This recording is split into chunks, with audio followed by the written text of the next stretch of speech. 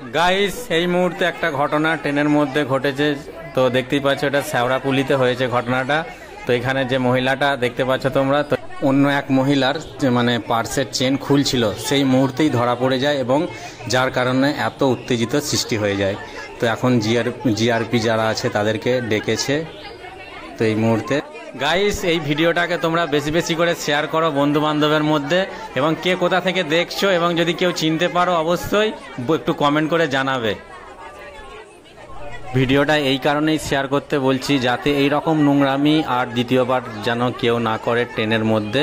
তো যার কারণে এটাকে বেশি বেশি করে শেয়ার করার অনুরোধ করলাম, ঠিক আছে।